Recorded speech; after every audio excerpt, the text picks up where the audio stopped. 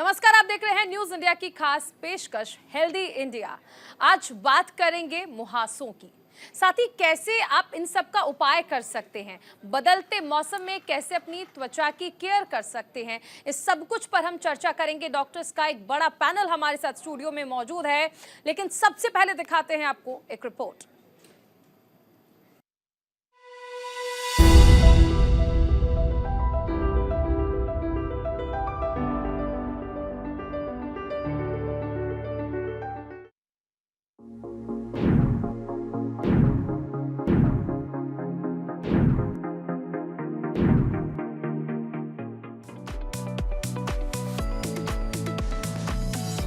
मुहासे त्वचा से संबंधित एक आम स्थिति है जो अधिकांश लोगों को कभी न कभी प्रभावित करती है।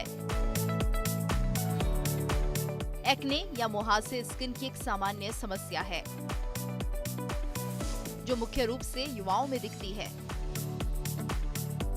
पर इसका ये मतलब नहीं कि ये किसी और उम्र के लोगों को नहीं हो सकती। वास्तव में ये समस्या किसी भी उम्र के व्यक्ति को प्रभावित कर सकती है। मुहासे त्वचा की ऊपरी परत पर होने वाली एक प्रकार की ग्रंथियों के रूप में प्रकट होते हैं। मुहासों के प्रकार: साधारण एक्ने, सफेद एक्ने, ब्लैक हेड्स, पेप्टोनिल्स, नोड्यूल्स, सिस्ट्स। मुहासे के कारण: हार्मोन में बदलाव, बैक्टीरिया और संक्रमण, धूप में अधिक समय बिताना, ज्यादा मेकअप और कॉस्मेटिक प्रोडक्ट्स,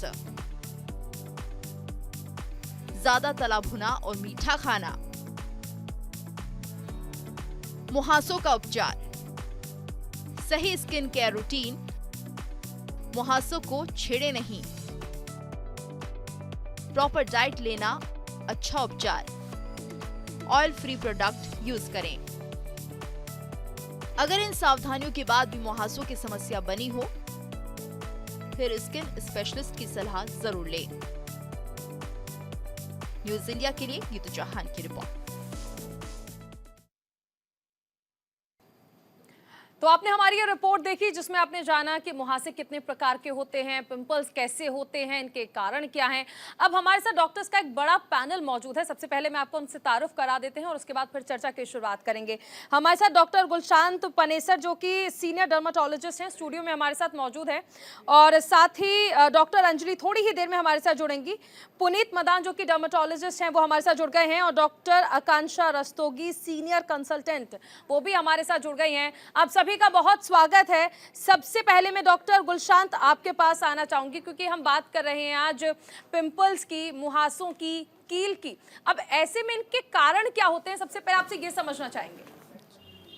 पिंपल्स एक आम समस्या है जो कि कहा जाता है कि जब आप यंग होते हैं या जवानी में आप कदम रखते हैं in the pubertal age group, जिसको हम फीमेल्स में बोलते हैं 11 से लेके 13 या 14 साल तक, और मेल्स में 13 से 15 साल तक, जब आपके हार्मोनल सिक्रीशन स्टार्ट होती है तो मुहासे आना स्वाभाविक है। और इसको हम ग्रेड करते हैं माइल्ड, मॉडरेट, सिवियर। तो ये हार्मोन से लिंक्ड होते हैं और इसके स्टेजेस होते हैं। तो मुहासे जो कील या कोमोडोन्स या पैप्यूल्स जो आप देखते हैं, ये यंग एज में आने शुरू होते हैं और फिर एडल्ट तक भी परसिस्ट कर सकते हैं। मैं डॉक्टर पुनीत आपके पास आना चाहूंगी, क्योंकि जब हम स्ट्रेस की बात करते हैं या फिर अगर हम पिंपल्स के रीजंस की बात कर लें, तो स्ट्रेस भी एक रीजन माना जाता है, पॉल्यूशन एक रीजन माना जाता है, जिससे पिंपल्स जो है वो ज्यादा होते हैं। ऐसे में क्या लगता है कि इसके अलावा और कौन-कौन से रीजंस हैं जिनकी वजह से पिंपल्स होते हैं? ऐसा है, मेनली पिंपल्स, जैसे अभी मैम ने कहा, पिंपल्स बेसिकली होते हैं ड्यू टू एजिंग चेंजेस। जब मेरी बॉडी एजिंग चेंजेस में आती है तो मेरी बॉडी ऑयल ज़्यादा बनाती है। ऑयल ज़्यादा बनने की वजह से मैं जब डस्ट के कांटेक्ट में आऊँगा, पॉल्यूशन के कांटेक्ट में आऊँगा, अपना चेहरा साफ नहीं रखूँगा, मॉइस्चराइज नहीं रखूँगा, तो मुझे पिंपल ज़्यादा होंगे। Again stress is a variety जो मेरे हॉर्मोन्स को बदलाव करेगी। बेसिकली तो मेरा हार्मोनल बदलाव है, या अंडर स्ट्रेस मेरी बॉडी ऑयल जब ज्यादा बना रही है, उस वजह से हमें पिंपल्स हो रहे हैं। ये ग्रॉस है। डॉक्टर अंजलि, ये देखिए आज के ज़माने में अगर हम कहें तो हर दूसरा व्यक्ति जो है वो स्ट्रेस लेता है। स्ट्रेस का एक पेशेंट कहा जा सकता है। एंजाइटी इश्यूज भी इस वजह से होते हैं। लेकिन जब हम पिंपल्स की बात करते हैं तो कहा जाता है कि स्ट्रेस भी एक कारण है, और कम लोग इस बात को समझ पाएंगे या मान पाएंगे कि स्ट्रेस भी एक रीज़न हो सकता है पिंपल्स के लिए।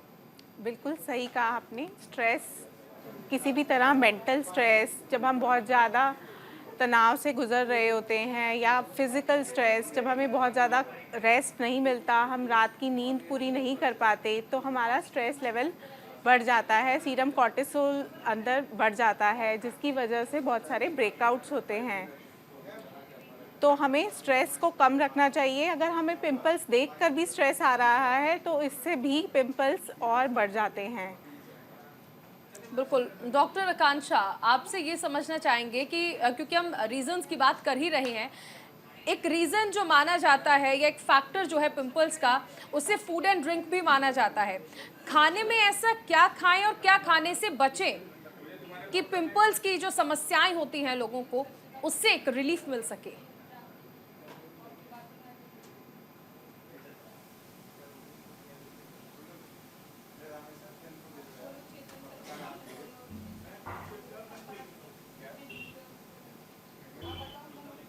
हाई ग्लाइसेमिक इंडेक्स है, जो बहुत ज़्यादा स्वीट हैं। जैसे आपने देखा होगा कि यंगस्टर्स में एक्ने निकलते हैं 14 से 25 की एज में, तो most of the time reason रहता है कि ये लोग चॉकलेट्स बहुत खाते हैं, टॉफीज़ बहुत खाते हैं और स्वीट ज़्यादा खाते हैं। तो ऐसे प्लस जंक फूड आइटम्स वो बहुत एग्रीवेट करते हैं आपने एक्ने को, प्लस पानी का अभाव।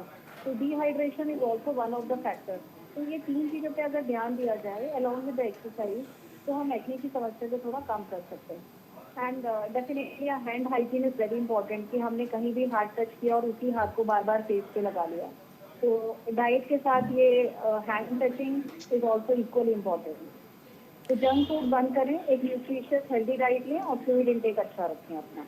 अच्छा, एक चीज़ और कही जाती है कि जंक फूड के साथ साथ जो लोग नॉनवेज बहुत ज़्यादा इंटेक करते हैं, उन्हें भी पिंपल्स की समस्याओं से जूझना पड़ता है। Is it?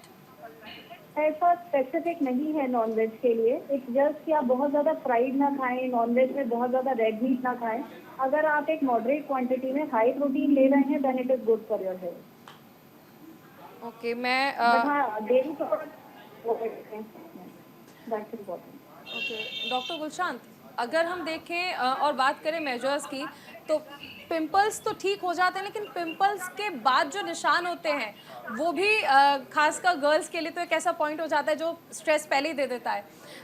इसी के साथ साथ कुछ लोग ऐसे होते हैं जिन्हें चिकन पॉक्स हो जाते हैं, उनके निशान रह जाते हैं। तो इसके लिए क्या एक रेमेडी हो सकती है, या क्या उन्हें प्रिवेंशन लेना चाहिए, या क्या किस तरह क्योर हो सकते हैं? देखिए, ऐसा है, पिंपल्स तो हम ग्रेड करके दवाइयों से ट्रीट कर लेते हैं, लाइफस्टाइल मेजर से भी ट्रीट कर लेते हैं। लेकिन अक्सर देखा गया है कि पिंपल्स के बाद स्कार्स होते हैं, जो 2 तरीके के स्कार्स होते हैं, जिनको हम एक तो बोलते हैं एट्रोफिक स्कार्स, जो कि पिट्स हैं, जहाँ यानी कि गड्ढे हैं, और एक तरह के स्कार्स होते हैं जो हाइपरट्रॉफिक स्कार्स हैं, जो उठे हुए होते हैं, और एक तीसरे तरह के स्कार्स होते हैं जो पिगमेंटेड स्कार्स होते हैं, जिसे हम बोलते हैं पोस्ट इन्फ्लेमेटरी हाइपर पिगमेंटेशन। तो जो गड्ढे हैं वो भी आगे आइस पिक बॉक्स का या रोलिंग तरीके के स्कार्स होते हैं। इसकी ट्रीटमेंट यूजुअली सर्जरी के द्वारा होती है या लेज़र्स के द्वारा होती है, और ये एक असेसमेंट के बाद ही आपको बताया जा सकता है कि उन स्कार्स में कितना फ़र्क पड़ेगा। 100% फ़र्क पड़ना ज़रूरी नहीं है कि सारे स्कार्स 100% ठीक हो जाए, लेकिन कई मोडालिटीज़ हैं, जैसे फ्रैक्शनल लेज़र एक मोडालिटी है, या PRP एक मोडालिटी है जो प्लेटलेट रिच प्लाज्मा है, जिससे कि हम आपके स्कार्स को बहुत हद तक अच्छा दिखा सकते हैं या इम्प्रूव कर सकते हैं, even up to the rate of 70 to 80%। ये स्कार्स का है। जो पोस्ट इन्फ्लामेटरी हाइपर पिगमेंटेशन है, वो भी पीलिंग या और तरीक़ों द्वारा ठीक हो सकता है। सिर्फ जो बहुत माइल्ड स्कार्स हैं वो कई बार सिर्फ दवा लगाने से भी ठीक हो जाएंगे, लेकिन मोस्टली जो पिटेड स्कार्स हैं उनके लिए आपको लेज़र या कोई और माइनर प्रोसीजर या माइनर सर्जिकल प्रोसीजर का हेल्प लेना पड़ सकता है। यानी scars are not always scary, they can make you look stylish too ऐसा कहा जा सकता है कि प्रॉपर ट्रीटमेंट लिया जाए। जी, इस चर्चा को हम आगे जारी रखेंगे। एक बहुत छोटे से ब्रेक के लिए अभी हम रुकेंगे, आप बने रहिए न्यूज़ इंडिया के साथ। तो ब्रेक के बाद स्वागत है आपका हेल्दी इंडिया, आप देख रहे हैं और बात हो रही है पिंपल की, एक्ने की। मैं डॉक्टर अंजलि आपके पास आना चाहूंगी क्योंकि हम चर्चा लगातार एक्ने की कर रहे हैं। तो एक्ने में डूज एंड डोंट्स आखिर क्या क्या होता है, मतलब क्या करें क्या ना करें कि इस समस्या का निदान हो सके या फिर ये समस्या ही ना हो? सबसे पहले हमें चेहरे पर क्या लगाना है और क्या नहीं लगाना, इसके लिए ध्यान देना चाहिए। कोई भी ऐसी क्रीम नहीं लगानी चाहिए जो हमें किसी रिश्तेदार ने या किसी पड़ोसी ने बताई हो। कोई भी केमिस्ट से पूछ के कोई क्रीम्स अप्लाई नहीं करनी चाहिए, क्योंकि क्रीम्स के अंदर मेडिसिन होती है और उस मेडिसिन के अपने इफ़ेक्ट्स और साइड इफ़ेक्ट्स भी होते हैं। फिर एक्ने ना हो, इसके लिए अगर हमें अपनी स्कैल्प हमारी बहुत ऑयली है तो हमें रेगुलर क्लीनिंग करनी चाहिए, हेयर ऑयल यूज़ नहीं करना चाहिए। और कई लोग फेस पर भी तेल लगाते हैं, फेस पे तेल नहीं लगाना चाहिए। अच्छा, ये सिर्फ एक्ने के टाइम पर नहीं लगा या इन जनरल भी नहीं लगाना चाहिए फेस पर? क्योंकि बहुत से लोग फेस पे नरिशमेंट के लिए कोकोनट ऑयल यूज़ करते हैं। फेस पर अगर बहुत ज़्यादा ड्राई स्किन है तो आप एज इकोनॉमिकल मेथड आप कोकोनट ऑयल यूज़ कर सकते हो, अदरवाइज़ एक डॉक्टर से प्रेस्क्राइब मॉइस्चराइज़र यूज़ करना चाहिए। ओके, डॉक्टर पुनीत, जब हम बात कर रहे हैं एक्नेस की तो आपसे ये भी समझना चाहेंगे क्योंकि हम बहुत बार देखते हैं कि जिस तरह डॉक्टर अंजलि ने भी जिक्र किया, स्कैल्प क्लियर होना चाहिए। बहुत बार ऐसा भी कहा जाता है कि पिंपल्स का एक रीज़न स्कैल्प क्लियर ना होना है कि अगर आपको डैंड्रफ है तो वो डैंड्रफ आपके शोल्डर पर आता है, वहाँ से आपके फेस पे भी आ सकता है और इससे भी पिंपल्स हो सकते हैं, ऐसा भी है? बिल्कुल है। फोरहेड पे होने वाले दाने या बॉडी पे होने वाले दाने, मेरे चेस्ट पे और मेरे बैक पे होने वाले दाने कई दफा मेरे स्कैल्प की वजह से होते हैं। मैं डॉक्टर पुनीत आपको बस थोड़ी सी देर के लिए रोकना चाहूंगी। हमारी एक कॉलर हमारे साथ जुड़ गई हैं, आशा नाम है इनका। जी आशा जी, क्या सवाल है आपका हमारे डॉक्टर से? जी, सवाल ये है कि मुझे पिंपल्स बहुत सालों से थे, मगर बाद में अब कम हो गए because of age. I think एक एज के बाद कम हो जाते हैं, मगर उसके बाद मुझे मतलब एक्ने मार्क्स और ओपन पोर्स की प्रॉब्लम ज़्यादा होती है। मैं चाहूँ acne marks and open pores. Open pores. इसके हाँ, बाद अगर आपको एक्ने मार्क्स हैं और ओपन पोर्स हैं तो इसके लिए आप मेडिसिन भी होती हैं कई, अगर माइल्ड हैं तो। और जैसा मैंने पहले कहा कि अगर वो सिवियर है तो आप एक डर्मेटोलॉजिस्ट की सलाह ले सकते हैं, जो कि कोई आपको प्रोसीजर्स बता सकते हैं, जिसमें माइक्रो नीडलिंग एक प्रोसीजर आता है या फिर पील्स होते हैं, जिससे कि आपके ये स्कार्स और ओपन पोर्स कम दिख सकते हैं। तो हमारी सलाह है कि आपको एक डर्मेटोलॉजिस्ट का ओपिनियन लेना चाहिए, जो कि ग्रेड कर सके कि आपकी प्रॉब्लम कितनी है और उसी तरीके से आपको उसी हिसाब से सलाह दे सके। और उसके लिए लेजर भी होती है ट्रीटमेंट? क्या क्या पूछा आवाज? आशा जी, एक बार, क्या लेजर ट्रीटमेंट है इसका? हाँ, इसके लिए लेजर ट्रीटमेंट भी होता है, लेकिन वही मैं बोल रही हूँ कि आपको पहले आपका ग्रेडिंग होगा।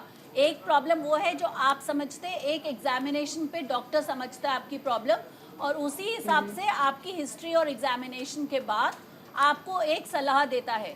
तो हमारी राय है कि अगर आप अपनी स्कार्स ट्रीट कराना चाहते हैं तो आप एक डर्मेटोलॉजिस्ट का ओपिनियन लीजिए, एक कंसल्टेशन लीजिए। चलिए, शुक्रिया आशा जी हमारे साथ जुड़ने के लिए। तो कॉलर्स भी लगातार हमारे साथ जुड़ते हैं और अगर आपकी भी कोई समस्या है तो फिर आप हमें कॉल कर सकते हैं। लगातार टेलीविजन स्क्रीन पर नंबर्स हम फ्लैश कर रहे हैं और यहाँ पर चर्चा भी कर रहे हैं, एक्सपर्ट्स हमारे साथ मौजूद हैं। डॉक्टर पुनीत, आप अपना जवाब पूरा कर सकते हैं। जी, मैंने आपको जैसे बताया, फोरहेड पे, बैक पे और चेस्ट पे होने वाले दाने काफ़ी बारी स्कैल्प की ऑयलीनेस से होते हैं, जिसके लिए हम उनको कहते हैं कि आप स्कैल्प पे ऑयल मत लगाइए। स्कैल्प ऑयल मत लगाइए, उनको रेगुलरली वॉश करिए। स्कैल्प पे अगर ऑयल ठीक होगा या नहीं जमेगा तो हमें काफ़ी सारे दाने, मुहासे होने वाले दाने, स्पेशली जो टी जोन पे जो हमको दाने हो जाते हैं, फोरहेड पे जो हमारे दाने हो जाते हैं या बैक एंड चेस्ट पे होते हैं, वो होना कम हो जाते हैं। डॉक्टर आकांक्षा, अगर हम देखें तो क्योंकि कई सारे हम रीजंस की बात कर रहे हैं, तो लाइफस्टाइल भी एक रीजन है, और जिस तरह हमने जिक्र किया खाने पीने का हमारा जो एक स्केड्यूल बना हुआ है, और आजकल जनरेशन में जिस तरह से ड्रिंक एंड स्मोक को हम देख रहे हैं कि एक प्रायोरिटी देने लगे हैं या बहुत ज़्यादा इस तरफ जाने लगे हैं, ये भी एक रीजन माना जा रहा है पिंपल्स का या एक्ने का। एब्सोल्युटली। आजकल एक तो लाइफस्टाइल बहुत ही सेडेंटरी हो गया है, स्टॉप एक्सरसाइजिंग। तो अगर आपका एक्सरसाइज नहीं है तो आपकी ओवरऑल फिटनेस अफेक्टेड है, उसमें आप बहुत सारे अदर डिजीजेस के लिए, मुहासों के अलावा, तो skin problems can be a part of other systemic diseases also. इसके लिए एक हेल्दी लाइफस्टाइल मेंटेन करना बहुत ज़्यादा ज़रूरी है। आप एक रेगुलर एक्सरसाइज करें, हाफ एन आवर निकाल के, जिससे आपका ब्लड सर्कुलेशन हेल्थ हो अच्छा रहेगा। मैं तो रोकना आपकी चाहूंगी skin आपको, toxins डॉक्टर से भी आकांक्षा। दूर से सोहेल हमारे साथ जुड़े हैं देहरादून से, हमारे कॉलर हैं जी। सोहेल जी, क्या सवाल है आपका? मैम ये सवाल है कि मेरी मम्मी को रिंकल्स हो रखा जी, उसके लिए कोई क्रीम मेडिसिन? क्या इनकी मम्मी को रिंकल्स है? जी सोहेल जी, सवाल पूरा कीजिए। मैम मेरी मम्मी को रिंकल्स हो रखा, उसके लिए कोई क्रीम या फेस वॉश कुछ है तो बताइए। रिंकल्स के लिए कोई रिंकल्स तो हमारा आज का चर्चा तो एक्ने है, लेकिन रिंकल्स एक एजिंग की प्रक्रिया है। तो उसके लिए कई क्रीम्स हैं, जो कई दवाइयों के आप कंटेंट्स देख सकते हैं, जो कि प्रूवन है कि एंटी रिंकल हो सकते हैं। इसमें हियालुरोनिक एसिड कंटेनिंग सीरम्स होते हैं, क्रीम्स भी होती हैं। इसमें विटामिन सी कंटेनिंग क्रीम्स भी होती हैं, विटामिन ई कंटेनिंग क्रीम्स भी होती हैं, AHA जिन्हें हम बोलते हैं अल्फा हाइड्रोक्सी एसिड्स, इनकी कंटेनिंग क्रीम्स भी होती हैं। तो ये आप लेबल पे चेक करके आप बिना डॉक्टर्स इनको की यूज सलाह कर के सकते नहीं हैं। करना है। हमारे साथ राकेश जुड़ गए हैं, पटना से कॉलर है हमारे। जी राकेश जी, क्या सवाल है आपका? जी मैम, कहना है कि चेहरे पे छाई टाइप का हो जाता है, चेहरे पर हो जाता है, जी। स्किन पे छाई टाइप का ब्लैक ब्लैक ब्लैक छाई हो जाता है। जी डॉक्टर अंजलि, आप इसका जवाब दें। वैसे तो एक्ने और पिंपल्स पे टॉपिक है, बट अगर झाइयों के लिए आप पूछना चाहते हैं तो झाइयों के लिए सबसे इम्पॉर्टेंट है कि आप धूप से बचें। गर्मियों में और सर्दियों में दोनों टाइम आप सब डेली आपको सनस्क्रीन लगाने की ज़रूरत होती है, ताकि झाइयाँ और ना बढ़ें और थोड़ी इफ़ेक्ट भी हों। फिर कुछ नाइट क्रीम्स होती हैं जिसे आप अपने डॉक्टर की सलाह से अपनी स्किन टाइप के हिसाब से लिखवा सकते हैं। और कोई भी क्रीम चेहरे पर बिना डॉक्टर की सलाह के नहीं लगानी चाहिए, क्योंकि इससे भी कई बारी स्टेरॉयड क्रीम्स और इन्फेक्शंस और झाइयाँ बढ़ जाती हैं। चलिए, तो आई होप हमारे कॉलर्स को जवाब मिल गया होगा। तो तमाम कॉलर्स, आप सभी अपनी समस्याओं के लिए हमारे डॉक्टर से जुड़ सकते हैं। स्क्रीन पर लगातार हम नंबर फ्लैश कर रहे हैं, बस एक फ़ोन उठाइए, नंबर मिलाइए और सीधा हमसे जुड़ जाइए। चर्चा आगे जारी रहेगी, एक छोटे से ब्रेक के लिए अभी रुक रहे हैं। ब्रेक के बाद स्वागत है आपका। हम बात कर रहे हैं पिंपल्स की। डॉक्टर्स का एक बड़ा पैनल हमारे साथ जुड़ा हुआ है। डॉक्टर गुलशांत, मैं आपके पास आना चाहूँगी, क्योंकि हम यहाँ पर सिर्फ मेडिकल टर्म्स की ही बात नहीं कर रहे हैं, हम उन सवालों को भी लेकर आते हैं जो आम जन के मन में होता है। ऐसे में गर्ल्स के मन में भी क्वेश्चन होता है कि क्या मेंस्ट्रुएशन साइकिल में गड़बड़ होना भी पिंपल का एक रीज़न है? क्योंकि अगर हम देखें तो प्रेग्नेंट लेडीज़ में भी बहुत ज़्यादा पिंपल्स की प्रॉब्लम होती है। तो इज़ इट रियली कनेक्टेड? वाकई कोई इनका कनेक्शन होता है क्या? देखिए, हमारी फीमेल्स में हार्मोनल साइकिल होती है, जिसकी वजह से ही पीरियड्स आते हैं या प्रेगनेंसी है। तो दो तरह के हार्मोन्स होते हैं, एस्ट्रोजन और प्रोजेस्टेरॉन।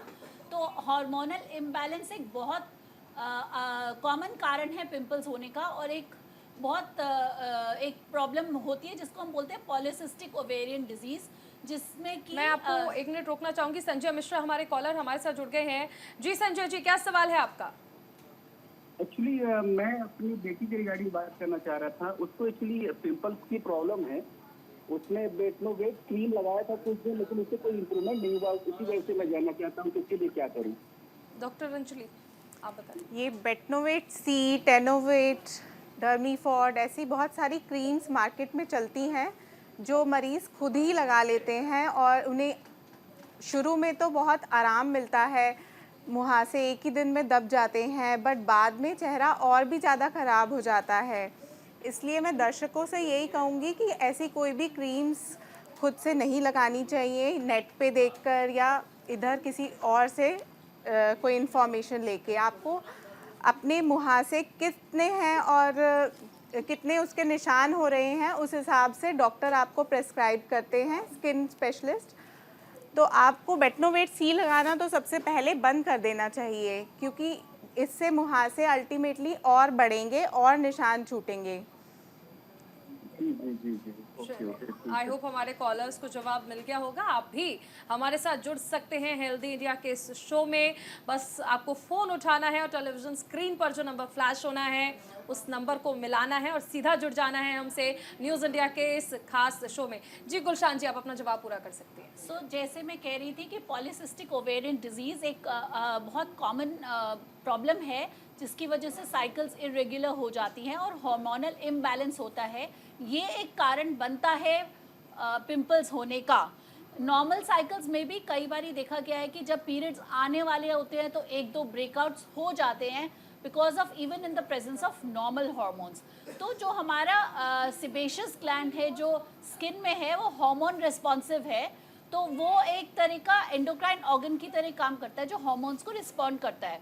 अब आपके हार्मोन इम्बैलेंस है, इसकी वजह से एक्ने है या ये एक नॉर्मल प्रक्रिया है, ये तो आपको एक चिकित्सक ही बता सकते हैं। और जैसा कि हमने पहले भी बोला कि माइल्ड है या मॉडरेट है या सिवियर है, ये सब जानना ज़रूरी है। पीरियड्स इरेगुलर हैं या नहीं है, ये इसका भी अनुमान लगाना ज़रूरी है। कोई अंडरलाइंग और एंडोक्राइनल प्रॉब्लम जैसे थायराइड है, ये है या नहीं है, इसका भी अनुमान लगाना ज़रूरी है। तो ये सब आपको एक चिकित्सक की कंसल्टेशन से ही पता चल सकता है। आप कब जाएं चिकित्सक के पास? वो तब जाएं जब आपके पिंपल्स लगातार निकल रहे हैं और जब वो सिवियर होते जा रहे हैं, मतलब एक दो होके ठीक नहीं होके परमानेंटली रह रहे हैं, या फिर वो बड़े पस फिल दाने बन रहे हैं या गांठें जिन्हें हम नोड्यूलोसिस्टिक या सिस्ट बोलते हैं वो हो रहे हैं, तो आपको तुरंत चिकित्सक के पास इलाज के लिए जाना चाहिए। लेकिन हमारे कॉलर हैं एनएन गुप्ता जी जो कि ग्रेटर नोएडा से हमारे साथ जुड़ गए हैं। जी गुप्ता जी, क्या सवाल है आपका? मेरा सवाल ये है कि चेहरे के बैक साइड में सारे वो दाने दाने तो साइड बहुत चलती है। सवाल ये है कि मेरे बदन पर ना छोटे छोटे दाने हो रहे हैं जी, उसमें खारिश वगैरह बहुत चलती है उसमें जी। तो ये पूछना चाह रहा हूँ मैं, क्या इसका कारण क्या है, उसका उपचार क्या है? डॉक्टर पुनीत जी, डॉक्टर पुनीत हमारे कॉलर के जो सवाल हैं प्लीज उसका जवाब दें। सवाल नहीं सुनाई दिया एक्चुअली, सवाल बताइए, मैं जवाब देता हूँ। गुप्ता जी एक बार फिर से दोहराएं। सवाल ये है कि मेरे शरीर पर छोटे छोटे ना मुझे गुप्ता जी आवाज नहीं हो रहे हैं, उनको खुजाने से खारिश और इचिंग बहुत होती है उस पर। डॉक्टर पुनीत सवाल ये है कि उनकी बॉडी पर दाने हो रहे हैं कंटिन्यू, और जब उसको मतलब थोड़ा सा रब करते हैं या थोड़ा सा अगर उसको खुजाते हैं तो उनको बहुत ज़्यादा रफनेस होने लगती है, इरिटेशन होने लगती है। सर वैसे तो ये चेंजिंग वेदर हमारी बॉडी थोड़ी हो जाती है, तो इस दौरान जनरल अपनी मॉइस्चराइज करना चाहिए, चाहे ओवर द क्लीन के लोशन है, चाहे नारियल का तेल है, वो अच्छे से लगाएं फिलहाल इस दौरान। मॉइस्चराइजिंग यानी ज़रूरी है, मॉइस्चराइज करके रखें बॉडी को। हमारे साथ एक और कॉलर जुड़ गए हैं, पुनीत नाम है इनका, ग्वालियर से जुड़े हैं। जी पुनीत जी, क्या सवाल है आपका? जी मैम, मेरे चेहरे पर काफी पिंपल्स हैं जी, तो मतलब उनका कुछ इलाज है कि नहीं? गुलशान जी। हाँ जी, आपके चेहरे पे पिंपल्स हैं, आपकी एज क्या है? 15। हाँ, सो इनको जैसा कि ये बोल रहे हैं, इसको हम प्यूबर्टल एक्ने कहते हैं, मतलब प्यूबर्टी पे जो हार्मोनल एक्टिवेशन के वक्त जो पिंपल्स आते हैं। तो अगर ये बिल्कुल माइल्ड हैं तो इन कुछ दवाएं होती हैं या एंटीबायोटिक जो लगाने की होती है, उनको लगा के आपको आराम आ सकता है। और अगर ये मॉडरेट या सिवियर हैं तो आपको खाने की दवाएं भी खानी पड़ सकती हैं। और ये जो इलाज होता है ये यूजुअली 2-3 महीने, कभी कभी 6 महीने तक भी चलता है। और आपको ये भी ख्याल रखना चाहिए कि आप केमिस्ट से पूछ के कोई स्टेरॉयड क्रीम ना लगाएं, क्योंकि स्टेरॉयड क्रीम से आपको एक टॉपिकल स्टेरॉयड डिपेंडेंट फेशिस एक तरह की बीमारी होती है, जिस वजह से आपकी स्किन पतली हो जाएगी और ख़राब हो जाएगी जब आप उसे विड्रॉ करेंगे। तो आप डॉक्टरी सलाह से लेके एक जेल या कोई एंटीबायोटिक की ट्यूब लगा सकते हैं। इसके अलावा अपने लाइफस्टाइल और खान पान पे ध्यान दीजिए कि आप रेगुलर एक्सरसाइज करिए, बहुत ज़्यादा मैदा और चीनी वाली चीज़ें ना खाएं, और इन पिंपल्स को टच या खुरच के या हटाने की कोशिश ना करें।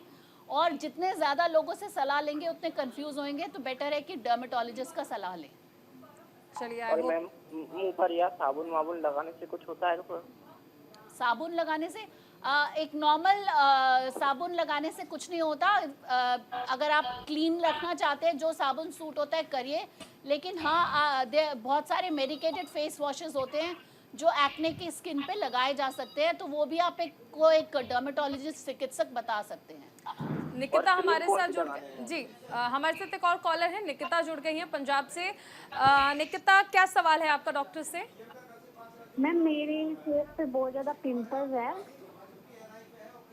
जी डॉक्टर अंजलि, पिंपल्स देखना पड़ेगा कि चेहरे पर पिंपल्स कितने ज़्यादा हैं, उसी हिसाब से आपको अपनी स्किन केयर रूटीन स्टार्ट करना है कि आपको अपने चेहरे को दिन में 2 बारी फेस वॉश करें। चेहरे पर कोई क्रीम बिना पूछे डॉक्टर से मत लगाएं। चेहरे पर कोई तेल या फिर चेहरे को पिंपल्स को दबाएं ना। रात को सारा मेकअप, अगर आप कॉस्मेटिक्स या मेकअप करते हैं तो आप रात को मेकअप उतार कर सोएं। तो कुछ जनरल प्रिकॉशंस हैं। खाने पीने में आप ध्यान दें कि बहुत ज़्यादा मीठा, जैसे जिससे कि ब्लड शुगर एकदम बढ़ जाती है, जैसे कि बहुत ज़्यादा fried and high glycemic foods, इनको अवॉइड करें। आप एक हेल्दी बैलेंस डाइट लें जिससे कि आपके हार्मोनल चेंजेस नॉर्मलाइज रहें और ब्रेकआउट्स ना हो। अपने फेस की स्किन केयर, इसमें इन्फेक्शंस, गंदे हाथ अपने फेस पे टच ना करें। हेयर ऑयल भी अवॉइड करें। यानी कुल मिलाकर कहा जा सकता है कि स्किन रूटीन का एक अच्छा ख्याल रखना है। जी आप अपना जवाब पूरा करें। एक्चुअली कॉलर्स लगातार हमारे साथ जुड़ रहे हैं। और इसके अलावा ये जनरल प्रिकॉशंस के अलावा जो ट्रीटमेंट, कुछ दवाइयाँ खाने की होती हैं और कुछ लगाने की, ये आपको डॉक्टर लिख कर देंगे। इनको कैसे इस्तेमाल करना है उसको अच्छे से वैसे ही इस्तेमाल करें, ना कम ना ज़्यादा, और समय समय पर दिखाते रहें ताकि निशान और ये गड्ढे ना छूटें। जी गुलशान जी, आप अपना जवाब पूरा कर सकते हैं। मैं जैसे कह रही थी कि अगर आपका खान पान सही है और लाइफस्टाइल सही है और आप पिंपल्स को खुरचते नहीं हैं या फिंगरिंग नहीं करते हैं, तो उसका एक फ़ायदा होता है कि कल को जाके वो स्कार्स नहीं बनते, क्योंकि पिंपल्स तो अगर माइल्ड से मॉडरेट हैं तो वो 3 से 6 महीने के इलाज में कॉलर और जुड़ ठीक हो गई है। सकते हैं। रिया सिंह नाम है इनका, बलिया से हैं। जी रिया, क्या सवाल है आपका?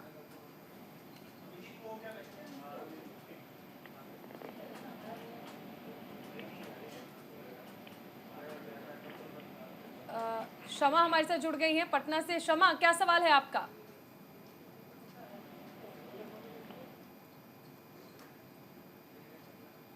चलिए, लगता है कॉल कट गया है। मैं आगे बढ़ती हूँ और भी हमारे साथ जो डॉक्टर्स हैं वो जुड़ हुए हैं। कांक्षा जी, मैं आपसे ये समझना चाहूँगी कि बहुत बार ऐसा होता है कि अगर हम किसी भी डिजीज़ से गुजर रहे हैं, हम मेडिकेशन पर हैं, तो वो मेडिसिन्स भी एक साइड इफ़ेक्ट ऐसा क्रिएट कर देती हैं कि चेहरे पर पिंपल्स आने लगते हैं। ऐसे में क्या एक बेस्ट ऑप्शन जो है वो किया जा सकता है ताकि इस समस्या का निदान हो सके? Can you hear me? जी, we can hear you, please answer.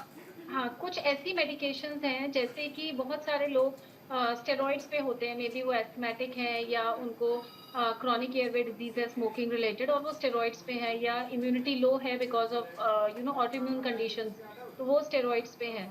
तो आप अपने डॉक्टर को ये ज़रूर बताएं कि आप ऐसी मेडिसिन पे हैं विच कैन कॉज, और दे शुड गो थ्रू उन मेडिसिन की ये कॉज कर सकते हैं एक्ने, या आप हार्मोनल रिप्लेसमेंट थेरेपी पे हैं। मैं डॉक्टर आकांक्षा बस आपको रोकना चाहूँगी। रिया हमारे साथ जुड़ गई, हमारी कॉलर है। रिया, क्या सवाल है आपका? मैम, मेरे फेस पर निकल गया है। जी, कुछ भी यूज कर रही हूँ कुछ नहीं होगा। डॉक्टर पुनीत, रिया का सवाल है कि वो लगातार उनके फेस पे पिंपल्स आ रहे हैं, वो कुछ भी यूज कर रही है, इफेक्टिव नहीं है।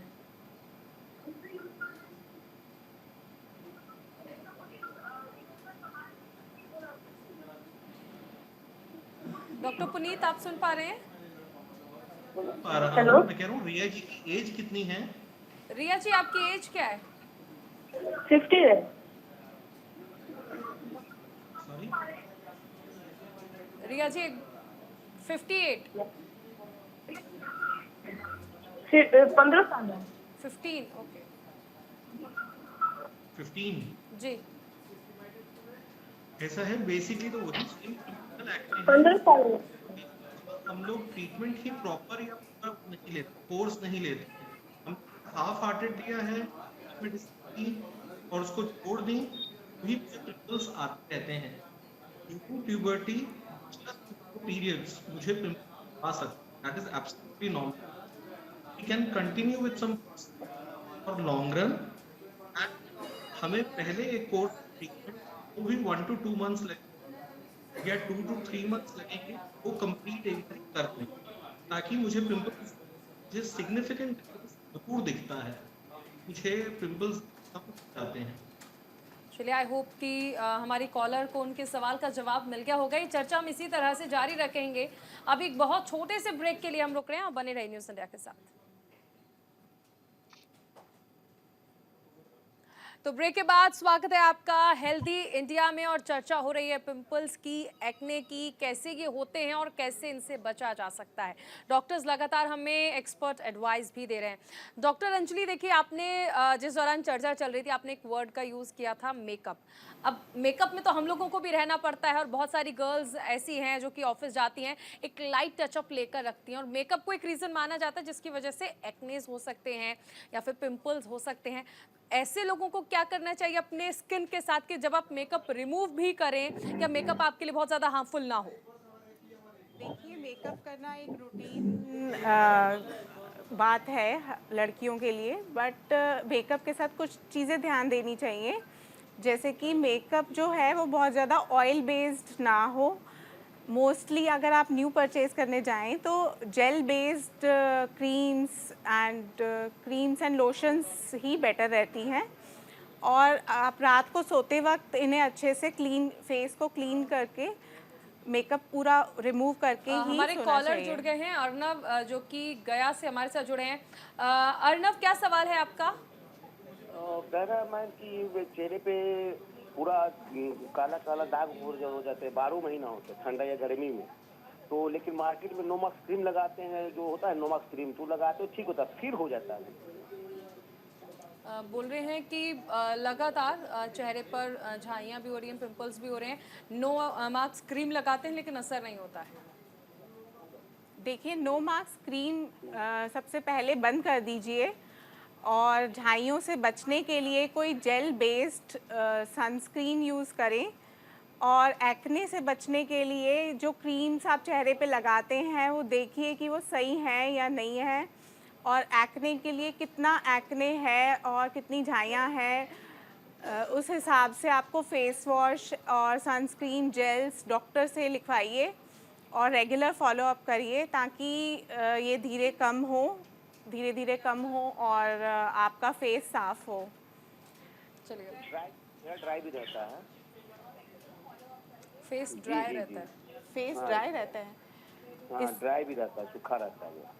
इसके लिए एक्ने प्रोन स्किन मॉइस्चराइजर्स होते हैं, आप उनको यूज़ कर सकते हैं। अब कितना ड्राई रहता है, कई बार ड्राइनेस का ये कारण भी होता है कि हम बार बार चेहरे को धोते रहते हैं, हम एक क्रीम लगाते हैं और फिर दूसरी क्रीम लगाने के लिए दोबारा चेहरा धोते हैं, इससे भी नहीं करना चाहिए। चेहरे को ज़्यादातर 1-2 बारी ही फेस वॉश करना चाहिए, बार बार फेस वॉश या कोई हार्श सोप्स भी नहीं लगाने चाहिए। अच्छा डॉक्टर अंजलि, जिस तरह अभी आपने जिक्र किया कि बार बार फेस वॉश नहीं करना चाहिए, जबकि बहुत बार कहा जाता है कि अगर आप कंटिन्यू फेस वॉश करते रहते हैं तो पिंपल्स के जो चांसेस हैं वो कम होंगे, क्योंकि डस्ट चेहरे पर इकट्ठा नहीं होगा। अब फिर वही वाली चीज़ आ जाती है कि ये करें और ये ना करें, तो अब चेहरा बार बार धोएं कि नहीं धोएं? देखिए, अगर आप बहुत ज़्यादा डस्टी या पॉल्यूशन वाले एरिया से आए हैं तो आप प्लेन वाटर से या एक गुड सोप या फेस वॉश से आप फेस वॉश कर सकते हैं, बट दिन में 2 या 3 बार से ज़्यादा फेस वॉश करने से भी स्किन ड्राई होती है और हार्मफुल इफ़ेक्ट्स आते हैं। डॉक्टर पुनीत, वेदर चेंज भी एक रीज़न होता है, क्योंकि बहुत बार देखा है कि जब वेदर चेंज होता है तो कुछ लोगों के फेस पे बहुत ज़्यादा पिंपल्स होने लगते हैं और वो कहते हैं कि वेदर चेंज की वजह से ये हो रहा है। तो वेदर चेंज किस हद तक इफेक्ट डालता है हमारे फेस पर और उस पर होने वाले पिंपल्स पर? वेदर चेंज से काफी फर्क पड़ता है। समर्स में आपका ऑयलीनेस बढ़ जाती है एंड रिलेटिव पिंपल्स ज्यादा होते हैं। जो विंटर मैं रोकना चाहूंगी, रिया हमारी एक और कॉलर हमारे साथ जुड़ गई हैं। जी रिया जी, क्या सवाल है आपका? मैम, मैंने काफी दिन मतलब अपने चेहरे पे झाइयाँ हो गई थी, काले काले निशान जी। तो मैंने दिखाया था, मैंने कितने ही सारे स्किन केयरों को दिखा दिया, लेकिन जरा सा भी कोई भी फर्क नहीं पड़ा आज तक भी। इसका क्या कारण है मैडम? और अब तो खुजली भी होने लगी है चेहरे पे। डॉक्टर गुलशान, देखिए झाइयाँ जो है, आपकी उम्र जान सकते हैं? उम्र क्या है मैम मेरी 38 है। 38? जी। हाँ जी, देखिए ऐसा है कि झाइयाँ एक बहुत कॉमन प्रॉब्लम है जिसे हम मेलाज्मा बोलते हैं। ये कई बारी प्रेगनेंसी के दौरान आ जाती है और कई बारी हाँ जी, प्रेगनेंसी के दौरान ही मैडम, अब जाके हुई है मेरे। हाँ, तो आपको कई चीज़ों का ख्याल रखना चाहिए। एक तो सन प्रोटेक्शन उसमें सबसे पैरामाउंट है। दूसरा, कई दवाइयाँ होती हैं जो नॉन स्टेरॉइडल होती हैं, जो कि आप एक अच्छे डर्मेटोलॉजिस्ट से लिख के लगा सकते हैं। तीसरा, जो भी इलाज आप करेंगे वो लंबा चलेगा, क्योंकि मेलाज्मा में थोड़े से समय में या 1 या 1.5 महीने में शायद आपको कोई फ़र्क नज़र नहीं आए। तो जो भी आप इलाज करते हैं वो लंबा चलेगा, ये लंबे से 6 से 9 महीना भी हो सकता है, और उसके बाद आपको रेगुलर फॉलोअप करते रहना होगा। तो इन सब बातों का ख्याल रखना होगा आपको। जैसे हम मेडिसिन खाते हैं, 1 मिनट, तो मैम वजन बढ़ने लगता है उन मेडिसिन से। तो वो तो आप गलत मेडिसिन खा रहे हैं ना, वो तो स्टेरॉइड्स हैं। मैं वही तो बोल रही हूँ, आप एक रिकॉग्नाइज्ड एमडी डर्मेटोलॉजिस्ट के पास जाइए। अगर आप स्टेरॉइड्स खाते हैं मेलाज्मा के लिए, जो ओरल स्टेरॉइड्स हैं, या उनके इंजेक्शंस लेते हैं, तो उससे तो वज़न बढ़ता है। वो वाले इंजेक्शंस आपकी किडनी पे भी असर कर सकते हैं और वो आपके और दूसरी स्किन प्रॉब्लम्स बढ़ा सकते हैं, तो और वज़न भी बढ़ा सकते हैं। तो वो तो बिल्कुल नहीं लेना होता है। जो भी ले, एक रजिस्टर्ड डर्मेटोलॉजिस्ट से ट्रीटमेंट लीजिए और ट्रीटमेंट लंबा चलेगा। मैम, जो हमारे यहाँ बरेली और बदायूं में जितने भी हैं, मैंने बेस्ट हैं जो जिन्हें अच्छा बताते हैं लोग, मैंने उन सबसे ले लिया, लेकिन कुछ भी फर्क नहीं पड़ा। अब आप बताइए थोड़ा सा कुछ। आपके वहाँ कोई मेडिकल कॉलेज होगा तो उनसे ले, नहीं तो देखिए ऐसा है, मेलाज्मा में हम लोग मैडम मेडिकल कॉलेज भी है बदायूं में, मैं उस पर भी गई थी, उनसे भी कुछ नहीं हुआ। देखिए मेलाज्मा में हम कई क्रीम्स देते हैं जिनमें हाइड्रोक्विनोन रहता है। वो हाइड्रोक्विनोन कंटेनिंग क्रीम्स आप कुछ समय तक लगा सकते हैं। उसके बाद हम फॉलो अप करते हैं, जिसमें glycolic acid, lactic acid, alpha arbutin, ऐसे इन सब नामक इंग्रेडिएंट्स की क्रीम्स रहती हैं, जो कि आपको लंबा चलाना होता है। कई बारी हम ट्रानिक्सिमिक एसिड नाम का दवा भी देते हैं ओरली। तो ये सब आपका चिकित्सक के अंडर ही होगा, ये सब सुपरविजन में है। ऐसे हम आपको बोल के प्रिस्क्राइब नहीं कर सकते हैं। यानी कुल मिलाकर कहा जा सकता है कि किसी भी चीज़ को आप फेस पर यूज़ करें या फिर अपनी बॉडी के लिए कोई भी मेडिकेशन लें, तो उससे पहले एक प्रॉपर कंसल्टेशन आपको डॉक्टर से लेने की ज़रूरत है। और ये देखिए कि वो डर्मेटोलॉजिस्ट हैं, I mean he should be a registered degree holder dermatologist. चलिए, हम उम्मीद करते हैं कि हमारे जो कॉलर्स हैं उन्हें जवाब मिला होगा। वक्त की कमी है, लेकिन doctor Gulshant, doctor Anjali, doctor Puneet, doctor Akanksha, आप सभी का हमारे साथ जुड़ने के लिए बहुत शुक्रिया। और इसी के साथ हेल्दी इंडिया में फिलहाल इतना ही। आप बने रहिए न्यूज़ इंडिया के साथ।